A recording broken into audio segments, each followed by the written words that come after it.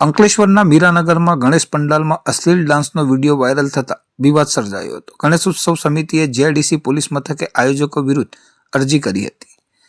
અંકલેશ્વરમાં એક તરફ ગણેશ મહોત્સવની હર્ષોલ્લાસભેર ધાર્મિક માહોલમાં ઉજવણી થઈ રહી છે, ત્યારે અંકલેશ્વરના મીરાનગરમાં પરપ્રાંતીય વિસ્તારમાં સ્થાનિક ગણેશ પંડાલના આયોજકોએ ડાન્સર બોલાવી ભોજપુરી ફિલ્મોના ગીતો ઉપર ડાન્સના ઠુમકાઓનું આયોજન કરવામાં આવ્યું હતું, જે વિવાદનું કારણ બન્યું હતું.